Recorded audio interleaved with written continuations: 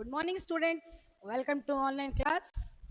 तो क्लास आज की स्टार्ट करते हैं। हमारा तो चैप्टर वही चल रहा है। कौन सा चैप्टर है? यस, मेंशन है ब्लैक बोर्ड पे। यूनिट थर्ड का चैप्टर सेकंड, मतलब chapter first. Okay, unity in diversity. तो डाइवर्सिटी का मतलब मैंने आपको बताया था। डाइवर्सिटी का मतलब होता है विविधता। तो हमने विविधता में बहुत सारी चीजें पढ़ी है। हमने जैसे कि हमने कास्ट के बारे में पढ़ा। कास्ट तो हमारे देश में बहुत सारी अलग अलग है, लेकिन फिर भी हम एक है। बहुत अलग अलग तरह के लोग रहते हैं हमारे देश में। काले भी रहते हैं, गोरे भी रहते हैं, सुंदर सुंदर भी रहते हैं, लेकिन हम सब फिर भी एक के भेद तो नहीं करते ना। वो देखो, वो ऐसा है, वो वैसा है। साथ में हमारे देश में ना हर तरह के लोग रहते हैं। यानी हर स्टेट से आने के बाद आप अपने मोहल्ले में जाके देखिए, कहाँ कहाँ से लोग आकर के भाई अपनी लाइफ जी रहे हैं। चाहे कोई नौकरी की वजह से रह रहा हो, चाहे कोई कोई है ना एजुकेशन के लिए रह रहा हो, चाहे जो भी है, अपने अपने सबके अलग अलग सर्कमस्टेंस से तो सब आकर के रह रहे हैं। लेकिन हमने कभी ऐसा भेद नहीं किया कि अरे वो तो वहां का रहने वाला है। नहीं ना, हम उससे भी बातें करते हैं, उसे भी अपने दुख सुख शेयर करते हैं। तो इट मीन्स कि this is a very good example for a unity in the diversity. Okay, सबसे बेहतर एग्जाम्पल इससे अच्छा कोई हो ही नहीं सकता है कि हमारे में इतनी अच्छी, मतलब इतनी अच्छी हमारे में हैबिट है कि हम सबको हमने अपनाया है। चाहे वो किसी भी जाति का हो, वो किसी भी देश से या किसी भी धर्म से या किसी भी स्टेट से बिलोंग करता हो। ओके, तो इसी तरह से ही हमने ना पहले का जो हमने फिजिकली कल्चर, कास्ट सिस्टम और पॉलिटिकल्स के बारे में पढ़ा था। तो यहाँ तक का हो गया हो। आई होप आपने दोबारा पढ़ा भी होगा। ओके, मैंने एक क्वेश्चन भी दिया था बच्चों की डाइवर्सिटी क्या है। तो मैंने कहा था आपको बुक के सेकंड पेरा पे मिल जाएगा कि भाई variety of the culture, politicals, caste system, सब कुछ होने के बाद भी हम सब एक है। ये हमारी यूनिटी को दर्शाता है या फिर दिखाता है। तो अब हम नेक्स्ट करते हैं। हमने एक पढ़ा था रिलीजियस, तो हम धर्मों के बारे में पढ़ेंगे। रिलीजियस, तो रिलीजियस यानी धर्म। भाई हमारे भारतवर्ष में बहुत सारे धर्म के लोग भी रहते हैं। यानी कि मेन तो भाई कहा जाए तो मेन तो फोर, मतलब चार धर्म है: हिंदू, मुस्लिम, सिख, ईसाई। तो इसी तरह से आज हम धर्मों के बारे में पढ़ते हुए आगे चलते हैं। तो धर्म की बात करें तो हमारे देश में India India is the land of the many religious. Religious is a faith in a supernatural power and which commands with the whole universe. And unlike other countries of the world, these are more than six religions। भाई एक हमारा देश ही है यहाँ पे बहुत सारे धर्म के लोग रहते हैं। यानी कि छह धर्म रहते हैं और छह धर्म से भी ज्यादा लोग रहते हैं। लेकिन विदेशों में नॉर्मली अगर कहूँ तो एक ही धर्म के लोग मानते हैं, जो कि क्रिश्चियन धर्म को मानते हैं। मैक्सिमम लोग पाए जाते हैं। ओके, मतलब सभी लोग क्रिश्चियन धर्म को मानते हैं। लेकिन एक हमारा देश है, भारतवर्ष है, जो कि इतने सारे धर्मों को मानता है और फॉलो भी करता है उनके रूल्स को। मतलब हम नहीं, यानी जो अलग अलग धर्म के रहते हैं, जैसे कोई हिंदू है तो हिंदू धर्म को मानता है, सिख है तो सिख धर्म को मानता है, कोई मुस्लिम है तो मुस्लिम धर्म को मानता है। तो अलग अलग धर्म के, तो यानी कि अगर मैं 600, मतलब सिक्स, छह धर्मों के बारे में बात करूं तो वो छह धर्म कौन से हैं? हिंदू है, इस्लाम है, सिख है, एंड क्रिश्चियंस है, जैन है, बुद्ध है, और जोरोएस्ट्रियनिज्म है, यानी कि Parsi. Okay, and the value of the belief of the one religions are the entire opposites and other, but they all are the diverse religious heritage of the India. मतलब जो हमारे भारत की जो अलग अलग जो विविध धार्मिक है, ये एक विरासत है हमारे भारत की। मतलब कि विरासत है कि यहाँ पे छह धर्म के महान, मतलब महान धर्म हमारे देश के अंदर निवास करते हैं, या मैं ऐसे कहूँ कि रहते हैं। तो ये भी हमारे डाइवर्सिटी को दिखाता है या दर्शाता है। यानी कि हमारा डाइवर्सिटी, तो डाइवर्सिटी में हो गए ना भाई, छह धर्म के रहते हैं लोग, और सभी धर्म को अपने अपने धर्म के अनुयायी होते हैं, फॉलो करते हैं, जो कि भारत विविध धार्मिक विरासत को बहुत ज्यादा ही ये दर्शाता है हमारे भारत में। इसी तरह से अगर फेस्टिवल बोले तो फेस्टिवल के नाम पे तो बहुत खुशी होती होगी, आहा लड्डू खाने हैं, मिठाइयाँ खानी है। ओके, तो now let's start the festivals. The people following the different religious celebrate their festivals and the different ways. Okay, यहाँ पे अलग अलग तरह के, हमने क्या कहा, अलग अलग तरह के लोग धर्म के लोग रहते हैं। तो अलग अलग तरह के धर्मों की तरह से अपने अपने फेस्टिवल्स को सेलिब्रेट करते हैं। ईद आ गई तो ईद को सेलिब्रेट करेंगे मुस्लिम। मकर संक्रांति आ गई तो मकर संक्रांति को, दीपावली को, दशहरे को हम सेलिब्रेट करते हैं। तो ऐसा तो नहीं है ना कि भाई मैंने अभी थोड़ी देर पहले बोला था कि अगर दीपावली की छुट्टी मिल गई है तो ईद की छुट्टी आ गई तो ईद की नहीं मिलेगी। अच्छा हम क्रिसमस सेलिब्रेट करते हैं तो उसकी कितनी सारी छुट्टियां आती है स्कूल की। तो सभी धर्म हमारे देश में एक अपनी अलग पहचान और एक अपनी धरोहर के साथ बहुत विशेष जगह बना के रखी है। Okay, this festivals to a different ways, अलग अलग तरीके से हम अपने फेस्टिवल्स को मनाते हैं। Some festivals are the religious and some are the and the regionals and the seasons. भाई हम फेस्टिवल्स बहुत तरीके से मनाते हैं। कुछ तो फेस्टिवल्स हम होते हैं धार्मिक तौर पे मनाते हैं, कुछ फेस्टिवल्स हम मौसम के हिसाब से मनाते हैं, कुछ फेस्टिवल हमारे नेशनल फेस्टिवल से, और कुछ फेस्टिवल हम सीजनल मनाते हैं यानी कि मौसम के हिसाब से। यानी जैसे कि है ना मकर संक्रांति भी हम मौसम के हिसाब से मनाते हैं। जो बैसाखी आ गई तो कई ऐसे फसलों के आधारित पर भी हम फेस्टिवल सेलिब्रेट करते हैं, यानी उनको सीजनल फेस्टिवल बोलते हैं। ओके, तो अगर हम रिलीजियस फेस्टिवल के बारे में बात करें तो जैसे हो गई दीपावली, दशहरा, होली, ईद, क्रिसमस एंड गुरु पर्व। तो ये तो हमारे धार्मिक त्योहार हो गए। ओके, इसको धर्म के अनुसार मनाते हैं। गुरु पर्व है तो सिख मनाते हैं, अगर अगर क्रिसमस है तो जीसस क्राइस्ट के बर्थडे के दौर पे सब सेलिब्रेट करते हैं। तो इसी तरह से धार्मिक त्योहार मनाए जाते हैं। एंड साथ में जैसे Onam, Pongal, Durga Puja, Ganesh Chaturthi, Teej are the celebrate some part of our country. जैसे बंगाल में दुर्गा पूजा बहुत अच्छी सेलिब्रेट किया जाता है, बहुत अच्छा। तो हमारे राजस्थान में मकर संक्रांति में क्या उड़ाते हैं, पतंग उड़ाते हैं। लेकिन जरूरी नहीं है कि जैसे कि है ना साउथ में भी मकर संक्रांति के दिन पतंग उड़ाई जाए या नॉर्थन साइड में उड़ाई जाए। स्पेशली राजस्थान में, दिल्ली के साइड में, यूपी के साइड में पतंग उड़ाई जाती है। ओके, तो ऐसे कई सारी जगह पे अलग अलग जगह पे अलग अलग तरह की, जैसे गणेश चतुर्थी महाराष्ट्र में बहुत अच्छी तरह से सेलिब्रेट किया जाता है। लेकिन गणेश चतुर्थी है तो गणेश चतुर्थी देखा, गणेश जी का हम एक दिन का फेस्टिवल मनाते हैं गणेश चतुर्थी, गणेश जी की पूजा करी हो गया। लेकिन हम महाराष्ट्र के अंदर देखिए 10 डेज का सेलिब्रेशन होता है महाराष्ट्र में। उसी तरह से दुर्गा पूजा का भी सेलिब्रेशन 1 वीक का सेलिब्रेशन बंगाल में होता है। तीज का त्यौहार हमारे राजस्थान में बहुत अच्छी तरह से सेलिब्रेट किया जाता है, उसकी झांकियां वगैरह निकलती है। तो ये अलग अलग स्टेट्स के फेस्टिवल्स है। ओके, तो इसी तरह से ओणम, पोंगल साउथर्न पार्ट में मनाया जाता है।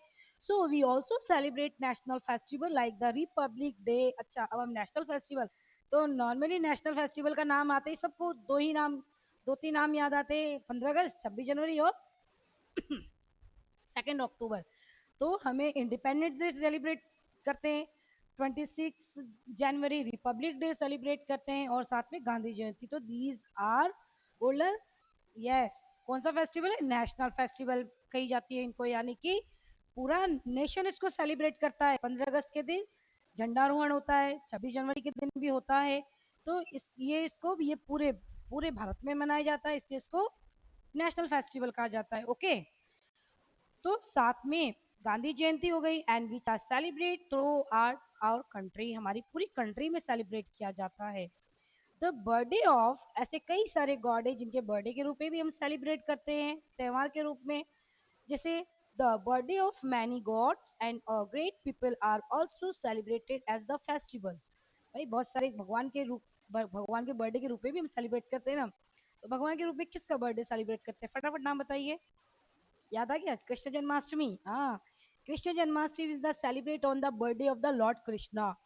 तो कृष्ण जन्माष्टमी के दिन हम किनका बर्थडे सेलिब्रेट करते हैं, कृष्ण जी की अच्छी अच्छी झांकियां बनाते हैं, कुछ बच्चों को भी सजाते हैं, और कृष्ण और राधा बनाते हैं। Okay, and Buddha Purnima is the celebrate of the birthday of the Buddha. Buddha Purnima किसका बर्थडे सेलिब्रेट करते हैं, यस, गौतम बुद्ध की। And Guru Parv on the Guru Nanak birthday. Okay, and the languages, the Indian constitution. अब हम लैंग्वेज मतलब हमने फेस्टिवल सेलिब्रेट कर लिया, हमने जिस तरह से कास्ट वगैरह के डिवाइडेशन के बारे में बात करी। अगर हम फेस्टिवल्स की बात करते हैं तो बच्चों फेस्टिवल अलग अलग हो गई। हम यहाँ पे धार्मिक त्योहार भी मनाते हैं, हम यहाँ पे रीजनल भी सेलिब्रेट करते हैं, सीजनल भी सेलिब्रेट करते हैं, और साथ में नेशनल फेस्टिवल्स भी सेलिब्रेट करते हैं। तो अलग अलग तरह की करते हैं ना, तो ये आगे ना भिन्न है, लेकिन हम सब मनाते हैं इसको। तो यहाँ पर भी एक बहुत अच्छा एग्जाम्पल आ गया भिन्नता का।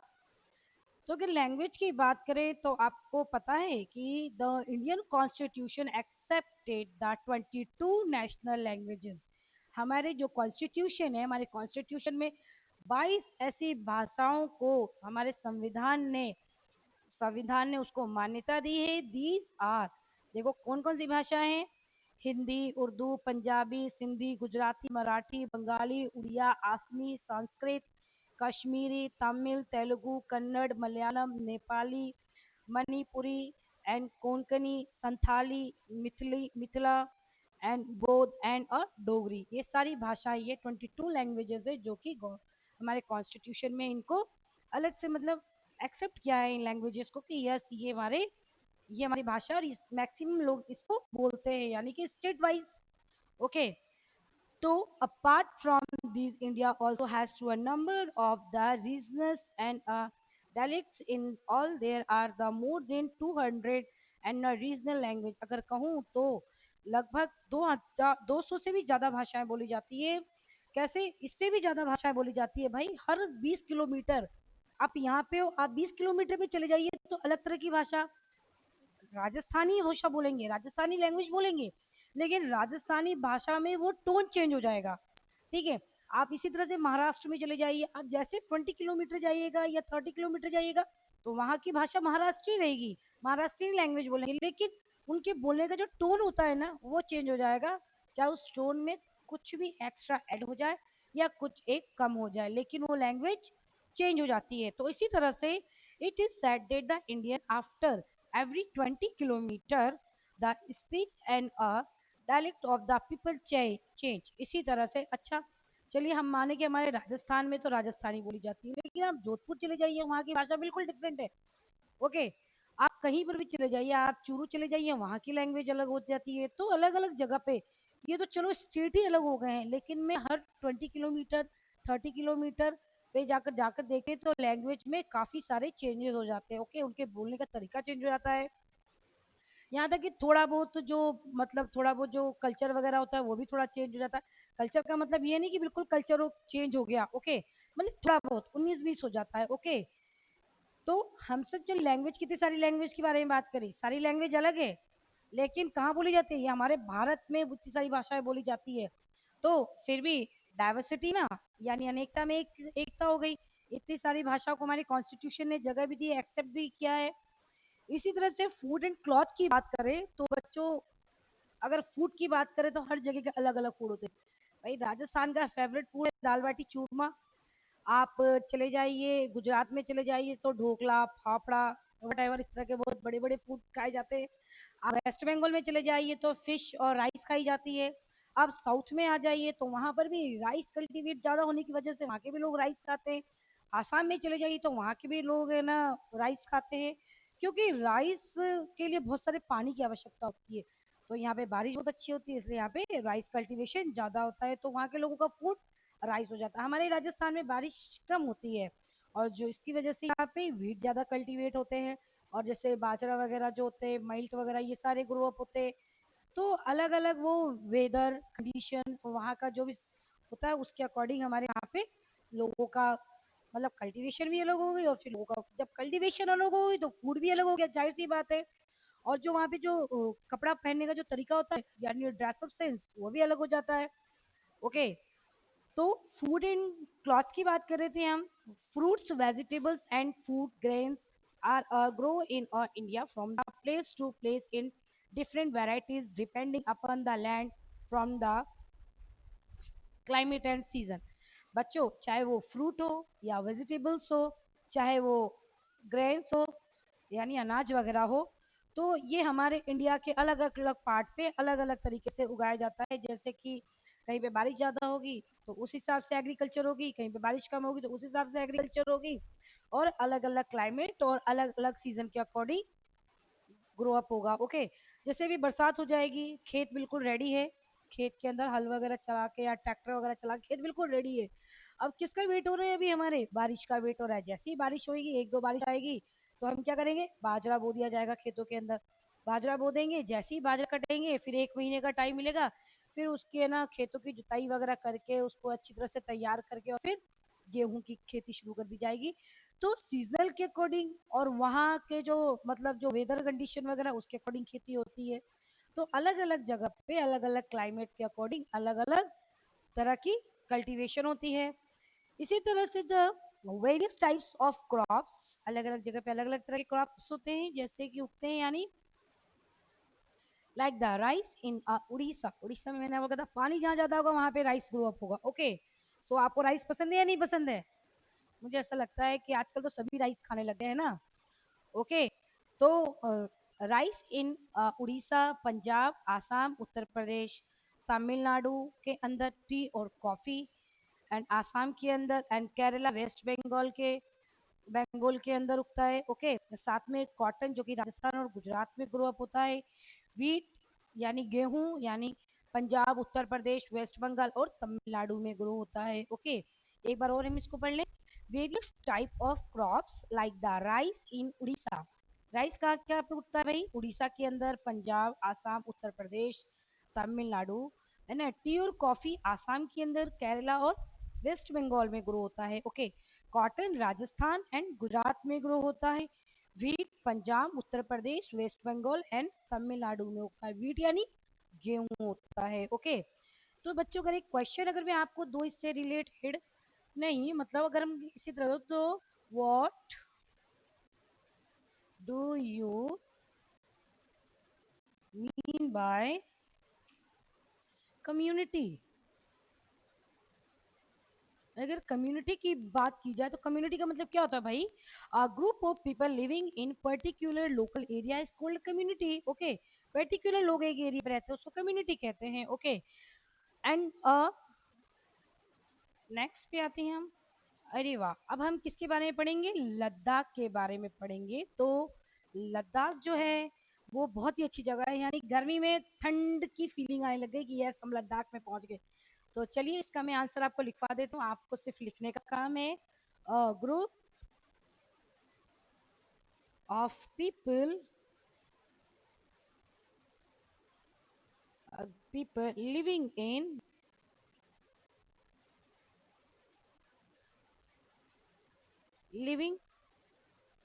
इन अ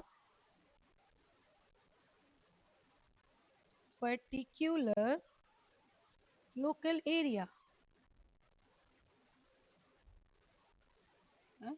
ओके, इसी तरह से हम एक क्वेश्चन नंबर 2 कर ले बच्चों। How many language, how many languages accepted by the constitution of India? Write the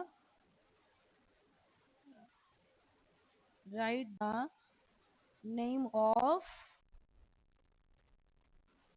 languages also। बच्चों ये आपका एक क्वेश्चन है, मैंने आपको एक क्वेश्चन दिया है जो कि आपके बुक से रिलेटेड है, इसका तो आंसर मैंने आपको बता दिया है। और ये मैंने आपको बता दिया है कि आंसर देखिए, how many languages accepted by the constitution of India. Constitution के अकॉर्डिंग कितने लैंग्वेज हमारे कॉन्स्टिट्यूशन ने एक्सेप्ट किए हैं? मैं आपसे बता दूं 22 लैंग्वेज हमारे कॉन्स्टिट्यूशन ऑफ इंडिया ने एक्सेप्ट किए हैं। ओके, हो गया। एंड इसके साथ है right the name of languages also, फिर जितने भी नेम है ना उनके नेम आपको लिखने, आपकी बुक के अंदर नाम है वो आपको लिखने हैं। ओके, तो अब हम इसके साथ ही जो हमारे जो है हमारे लद्दाख के बारे में हम पढ़ते हैं। तो लद्दाख के बारे में आंख बंद करके फीलिंग कीजिए कि वाह Ladakh is the full of coolest place, यानी बिल्कुल ठंडा एरिया है। Now to let's start to Ladakh. Ladakh के बारे में अगर बात करें तो जिस तरह से हम वेस्ट, अगर हम सबसे बड़े अगर जैसे डेजर्ट की बात करते हैं तो जैसे हम राजस्थान का डेजर्ट, हमें फटाफट डेजर्ट की बात आती है तो हम क्या कहते हैं? राजस्थान में बहुत बड़ा डेजर्ट है। ओके, और अगर हम राजस्थान के डेजर्ट के साथ साथ सेकंड डेजर्ट की बात करें तो सबसे कोल्डेस्ट डेजर्ट कहाँ जाएगा? लद्दाख। लद्दाख बहुत बड़ा डेजर्ट है, लेकिन वहाँ पे मतलब बलुई मिट्टी का डेजर्ट नहीं है, वहाँ पे बर्फीले डेजर्ट है, यानी जहां तक आपकी नजर जाएगी आपको दूर दूर तक डेजर्ट जाएगा, इसलिए उसको कोल्डेस्ट डेजर्ट भी कहा जाता है। यानी हॉटेस्ट डेजर्ट की बात आ जाती है तो राजस्थान, और कोल्डेस्ट डेजर्ट की बात आ जाती है तो लद्दाख आ जाता है। ओके, तो लद्दाख के बारे में बात करेंगे, the cold desert of the Ladakh. Okay, Ladakh is the covered with the snow for a large part of the year. It is a cool desert due to the sandy and little agriculture is the possible there. Okay, ये पूरी तरह से बिल्कुल पूरी तरह से कोल्डेड desert है, मतलब बिल्कुल ठंडा एरिया है और दूर दूर तक यहाँ पे बहुत ही कम बारिश होती है, जिसकी वजह से जहाँ बारिश होती है वहाँ थोड़ी बहुत एग्रीकल्चर हो जाता है, यानी जहाँ बारिश होती है वहाँ थोड़ी बहुत एग्रीकल्चर हो जाता है, यानी कि पूरी तरह से एग्रीकल्चर नहीं होता है, क्योंकि हमने क्या कहा डेजर्ट की बात करी। तो डेजर्ट में क्या आप रेगिस्तान के डेजर्ट में आप कुछ उगा सकते हो, जहाँ पे इतनी सारी मिट्टी, जहाँ बारिश ही नहीं होगी और जहाँ उसके रूट्स को जमने के लिए एक ऐसी स्ट्रॉन्ग सॉइल चाहिए, तो वैसा तो वहां पर भी नहीं है। तो जब डेजर्ट में, जब कोल्ड डेजर्ट की बात आती है तो कोल्ड डेजर्ट में भी ऐसा नहीं है। सो वहां पे बहुत ही कम पानी होता है, बहुत थोड़ी सी बारिश होती है, जिसकी वजह से उसी हिसाब से थोड़ी बहुत एग्रीकल्चरिंग में हो जाती है, थोड़ी बहुत हो जाती है। ओके, इसी तरह से people of Ladakh eat meat and milk product like the चीज एंड बटर। तो वहाँ के लोग जो हैं तो वो क्या खाते हैं ज्यादातर, मतलब मतलब मीट, ओके, मिल्क से बनी हुई चीजें या दूध भी वो यूज करते हैं, मिल्क से बनी हुई चीजें पनीर हो गई या चीज वगैरह जो हो गया वो चीज यूज करते हैं, बटर वगैरह। They were thick or woolen cloths made of the wool or animal's skin. People look after the animals, collect the wool of the sheep and sell it to the traders in a Kashmir. Pashmina shawl are a woman, जहाँ पे pashmina shawl की बात आ जाती है ना वहाँ कश्मीरी याद आता है। तो वहाँ के क्या लोग, वहाँ के लोग बहुत ज्यादा कोल्डेस्ट डेजर्ट है, बहुत ज्यादा ठंडे वाले एरिया होने की वजह से हमने क्या कहा बारिश भी कम होती है, तो वहाँ के लोग ठंडा एरिया होने की वजह से वो मीट ज्यादा ही खाते हैं। इसके साथ जो एनिमल्स यानी शिप की रेयरिंग करते हैं, तो शिप से जो दूध वगैरह होता है तो उससे प्रोडक्ट चीजें खाते हैं। साथ में वो वुलन क्लॉथ भी पहनते हैं और जो एनिमल्स की जो स्किन से बने हुए जो कपड़े होते हैं उनको भी वो पहनते हैं, ताकि वो सर्दी से बच सके। ओके, और वहाँ के जो लोग हैं उनका एक एक एक वर्क है कि वहाँ के लोग ज्यादातर एनिमल्स की रियरिंग करते हैं, एनिमल में शिप की रियरिंग ज्यादा करते हैं। Okay, and ship sale traders, जो व्यापारी आते हैं वो क्या ज्यादातर वहां से ऊनी चीजें बनी हुई चीजें हो गई या जो एनिमल्स की स्किन या लेदर से बनी हुई चीजें होती है वो यूज ज्यादा परचेस करते हैं। और वहाँ का फेमस है कश्मीर का पश्मीना शॉल, जो कि वो वहाँ पे बहुत ज्यादा फेमस है और ये कश्मीर में ही बनाया जाता है, इसलिए जो वहाँ के टूरिस्ट आते हैं वो वहाँ से पश्मीना की शॉल हो गई, पश्मीना की कुर्तीज हो गई, पश्मीना से बने हुए जो भी स्टॉल्स वगैरह होती है वो लोग वहाँ पे परचेस करते हैं, स्पेशल वो पश्मीना के लिए बहुत ज्यादा फेमस है। Okay, Fura praised the meditation and the worship many believe of the monasteries called a Gompa. वहाँ के लोग मेडिटेशन करते हैं और वर्शिप करते हैं, किसकी, गौतम मतलब बुद्धा की वर्शिप करते हैं, बुद्धा की वर्शिप करते हैं। तो वहाँ पे जो गाँव के अंदर छोटे छोटे विलेज के अंदर मोनेस्ट्रीज है, मोनेस्ट्रीज यानी क्या होता है मठ, यानी जितने भी बुद्धा के जो भी एक बड़े बड़े मोनेस्ट्रीज बनाए गए हैं, तो मोनेस्ट्रीज जो हैं वो स्पेशली बुद्धा के लिए बनाए गए ताकि लोग वहाँ पे आए, बिल्कुल शांति से मेडिटेशन कर सके और जो भी ध्यान कर सके वो बुद्धा के लिए ध्यान कर सकते हैं, मेडिटेट कर सकते हैं। ओके, तो इन मोनेस्ट्रीज को क्या कहा गया है, गोम्पा कहा गया है, क्या कहा गया है, यस गोम्पा। द गोम्पा और ऑल्सो द एजुकेशनल इंस्टीट्यूट, बच्चों गोम्पा को एक शैक्षणिक संस्था भी कहा गया है, यानी कि मेडिटेशन ध्यान करते हैं और वहाँ पे उनको इससे रिलेटेड उनको टीचर्स और उपदेश भी दिए जाते हैं, इसलिए इनको एजुकेशनल इंस्टीट्यूट भी कहा जाता है। ओके, तो क्या शैक्षणिक संस्था भी है यहाँ पे। These are traditional theater and Ladakh which show stories based on the life of Buddha. यहाँ पे थिएटर्स भी है, जैसे हम मूवी देखते हैं ना वैसे यहाँ पे थिएटर्स भी है, लेकिन जो यहाँ के थिएटर्स है वहाँ पे बुद्धा से रिलेटेड, उनके लाइफ से रिलेटेड जो भी उनकी बायोग्राफी है उन पे वो उस थिएटर में उससे रिलेटेड मूवी दिखा करके उनके नॉलेज बढ़ाई जाती है या उनको ज्ञान दिया जाता है, यानी हमने एजुकेशनल इंस्टीट्यूट की बात करी, तो इसी तरह जो थिएटर है वो बुद्धा से रिलेटेड उनके लाइफ के ऊपर स्टोरीज दिखा करके लोगों को उस धर्म से बहुत ज्यादा इंस्पायर करवाते हैं, यानी कर भी वो भी जाते हैं लोग। भाई किसी भी धर्म को आप कंटिन्यू सुन रहे हो और आप किसी भगवान को आप सुबह उठते हो डेली देखते हो, या मैं डेली उठती हूँ जय भगवान जी बोलती हूँ, तो सुबह और दिनों रात क्या जय भगवान जी याद आते हैं। ओके, तो वहाँ पे इस तरह से थिएटर के अंदर बुद्धा की मूवी दिखा करके या उनके उपदेश सुना करके या उनके ऊपर लाइव बायोग्राफी वगैरह दिखा करके लोगों को उन थिएटर में इस धर्म से बहुत ज्यादा लोगों को इंस्पायर करते हैं. It is the important part of Ladakh heritage भाई.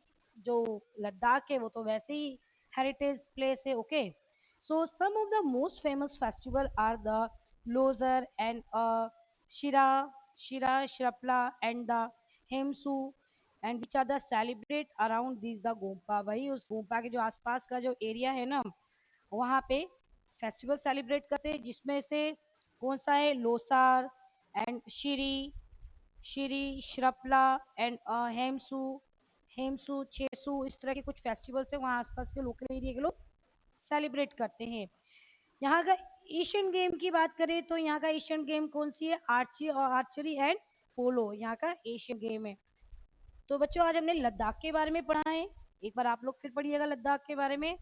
और इस तरह से मैंने आज आपको 2 क्वेश्चंस करवाए हैं. एक का तो मैंने आंसर करवा दिया और ये आंसर बहुत इजी है. आपका एक पूरा पैरा आ जाएगा कि how many language accepted by the constitution of India. India के द्वारा कितने मतलब कितने लैंग्वेज एक्सेप्ट किए गए हैं, और जितने भी लैंग्वेज एक्सेप्ट किए गए हैं यानी कि अगर 22 हैं तो 22 के आपको नाम भी लिखने हैं. तो आज के लिए इतना. अब हम नेक्स्ट लेक्चर में मिलेंगे. तो thank you, have a nice day.